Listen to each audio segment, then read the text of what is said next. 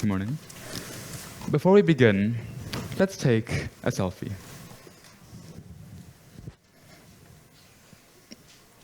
God, I suck at taking selfies. Now that was fast, it was quick. In that moment, I created a record, turned this fleeting moment, this present moment, into a collage of pixels, viewable indefinitely. For thousands of years, this would have been magic, sorcery even, because for most of our existence as human beings, the written word has been the hallmark of our history. It marked our first transformative leap from prehistory to recorded history. Writing allows us to pass down legends, laws, records, and knowledge. But while the written word allows us to know so much about what happened, photography is the invention that came along and allowed us to capture the beating heart of the present moment. For most of our existence as a species, we have displayed one unchanging quality, and that is the innate, almost desperate impulse to capture the present moment.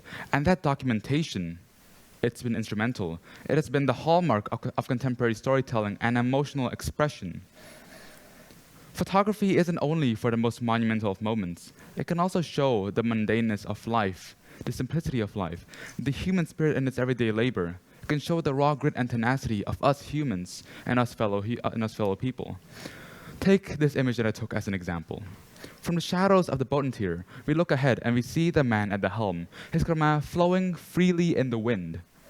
In a textbook, he would simply be another statistic, a data point on regional tourism or how people make income locally in Kyrgyz, where this photograph was taken. But through a lens, he is seen as a real human being, and we begin to resonate with his story. There's this interlinking contract in photography. I, the photographer, see the vision there and then take the image. He, the subject, reminds us of our shared history. And you, the viewer, will resonate with the story and the emotions present here. This sudden alignment of emotion, art, and grace is what us photographers refer to as seeing the vision. Now, consider a student studying about World War II.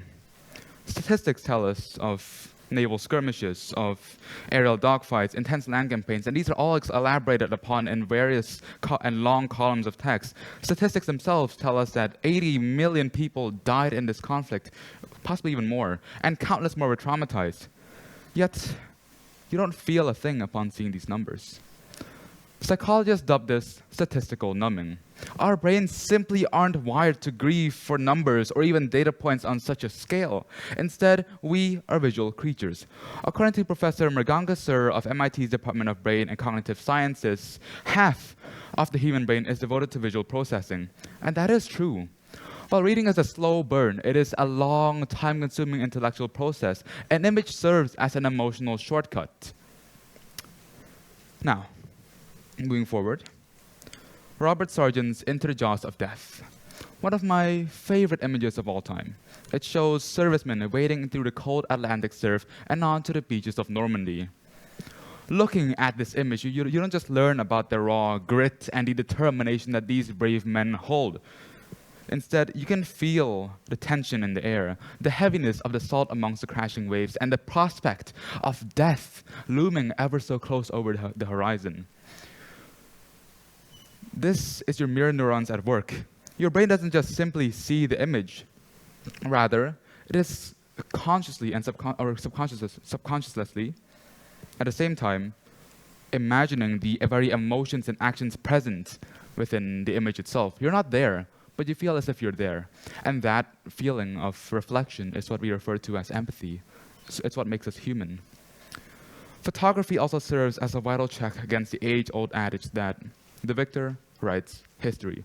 Literary texts risk being distorted and twisted in ways to fit the narrative of the victor. But a photograph is real. It is undeniable. It shows a moment in time, though fleeting, that truly existed. The image, Bloody Saturday, shows a lone, burnt infant amidst the rubble of a destroyed railway station in Shanghai. Prior to this, the world had once viewed Japan as an ambitious empire. But its very picture shattered that fragile image. It proved to the world the brutality of such ambitions. It paved the way for international condemnation of an invasion that once fell on deaf ears. Seeing such imagery, the world could not continue calling itself a civilized society, while the light of such atrocities shone back so harshly and so brightly. When a sole or a lone victim is shown, we begin to identify them, in this case, the lone baby, and we begin to realize that we must come face to face with our ugly past and change for the better. While you cannot revisit the past, you can, of course, ensure that history does not repeat itself. Now, let's revisit the start of the speech. I took a selfie, rather unconventional, I know, but it was easy, it was convenient, and that's the point I want to get across. Convenience is the killer of emotion. It leads to image fatigue. Why? On social media, we scroll past triumph and tragedy alike with a mindless flick of a finger, without a second consideration. And that is the irony in social media. It brings us together, yet at the same time tears us so far apart from reality. Now, photography is an art. It is a time-transcending medium that allows us to convey our artistic vision, do emotional expression, and also keep record of what has happened and what is happening in our world. But the thing is, in photography, at times it can get a bit mundane, I believe. And what we see in the world is technological innovation, and that is where this new technology comes in. Let's talk AI. In a world defined more and more by advanced imagery and generative models, we begin to see that AI is so simple to create, so simple to generate images. It is simple to evoke emotion, and owing to the simplicity, AI-generated images run rampant across social media. Senior citizens swear by Shrimp Jesus on Facebook. Children indulge in brain rot that gives them intense and instant emotional stimulation. And regimes worldwide utilize this technology in the creation of propagandist campaigns. And if a few pixels generated by an algorithm can evoke the same emotion meant to be created only by the sight of something real, does this mark the end of photography? I don't think so. In a world where generative AI and these algorithms are just so advanced and so realistic, at the same time so soulless and so emotionless, we begin to crave realism. We see the emptiness within the voids of AI creations, and we begin to take up hobbies that remind us of what is real. In this case, photography. Seeing so many people online take up photography, it gives me hope, gives me faith in us, in humanity, and the continued role of photography as the prime medium for emotional expression. And photography is, well, it is an art, as I've said. And it's just that with this AI imagery running rampant, it is important that we must continue to understand the weight of photography itself. Yeah. And furthermore, we think about it. Photography itself is the very medium that brings us humans together, and it allows us to sort of just, well, it allows us to bridge human connection. You see a person, for example, you see the cameraman. In my case, I would go ahead and ask him, hey, what camera is that? What lens do you use? What's the focal length on that thing?